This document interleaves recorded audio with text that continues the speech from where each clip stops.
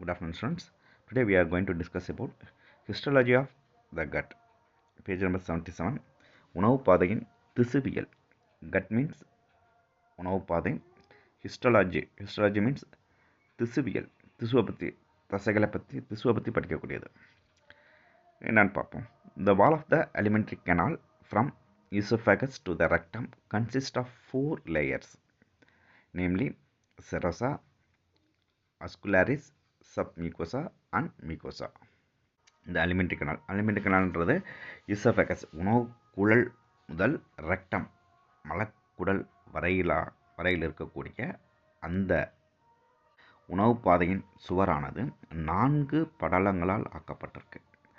அது என்னென்னு பார்த்தோம்னா, ஃபர்ஸ்ட் ஒன் வந்து செரோசா, இரண்டாவது வந்து மஸ்குலாரிஸ் தசை அடுக்கு, தேர்ட் ஒன் வந்து சப் மியூகோசா, சப்ன்றது கீழே, கோலை கீழ் படலம், மியூகோசானா கோலை படலம், எங்கே இருக்குது கீழே இருக்குது, சப்னா கீழே இருக்குது, கோலை கீழ் படலம் அண்ட் மியூகோசா மற்றும் கோலை படலம்.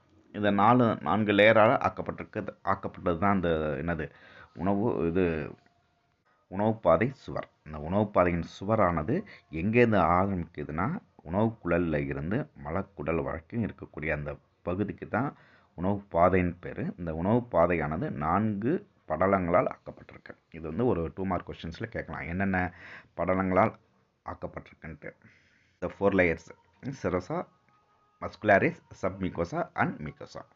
The first one serosa bracketல visceral peritoneum is the outermost layer and is made up of thin squamous epithelium with some connective tissues. The first அடுக்கானது செரோசா. அந்த செரோசா அடுக்கானது வெளியடுக்காக உள்ளது. அந்த உணவு பாதையின் வெளியடுக்காக இருக்கக்கூடியது செரோசா. இது செரோசாவானது இணைப்பு திசு மற்றும் மெல்லிய தட்டை எபித்திலிய செல்களால் ஆக்கப்பட்டிருக்கு. தின் ஸ்குவாமஸ், தின்னா மெல்லிய, ஸ்குவாமஸ்னா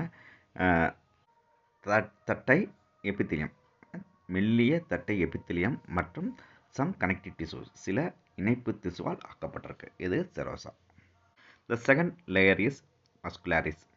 The muscularis is made up of smooth circular and longitudinal muscle fibers with a network of nerve cells and parasympathetic nerve fibers which controls peristalsis.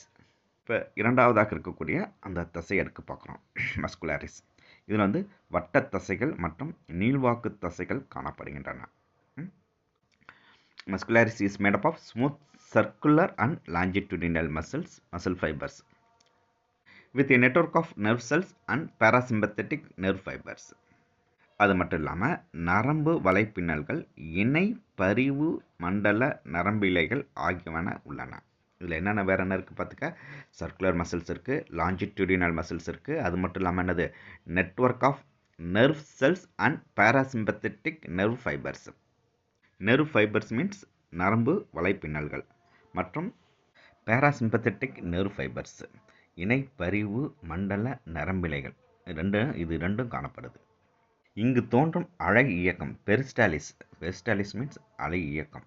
இந்த அலை இயக்கம் வந்து இணை பரிவு மண்டல நரம்பிழைகளால் கட்டுப்படுத்தப்படுகின்றன. பாராசிம்பத்தட்டிக் நர்வ் ஃபைபர்ஸ் இருக்குல்ல, விச் கண்ட்ரோல்ஸ் பெரிஸ்டாலிஸ் மீன்ஸ் அங்கே என்னது, அங்கு தோன்றக்கூடிய அலை இயக்கம். அந்த அலை இயக்கத்தை வந்து அந்த பாராசிம்பத்தட்டிக் நர்வ் ஃபைபர்ஸ், அந்த இணை பரிவு மண்டல நரம்பிழைகள் கட்டுப்படுத்துகின்றன.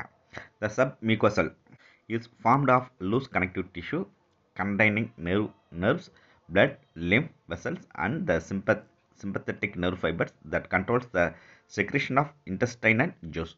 அடுத்து இருக்கக்கூடியது கோலை கீழ் படலம், submucosal layer.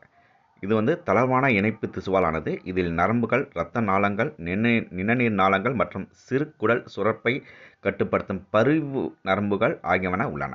The last one, innermost layer lining the lumen of the alimentary canal is the mucosa which secretes mucus. Fourth layer is mucus. The mucus வந்து உணவு பாதையின் உட்சுவரில் உள்ள கோலை படலம், கோலை பொருளை சுரக்கின்றது. The submucosa layer is formed of loose connective tissues. அந்த கோலை கீழ் படலமானது தளர்வான இணைப்பு திசுவாலானது. இது வந்து என்னது, லாஸ்ட்டாக உணவு பாதையின் உட்சுவரில் இருக்கக்கூடியது தான் இந்த மியூகோசா, கோலை படலம். ஒன்னொன்னே நன்னா படிச்சுக்கோங்க.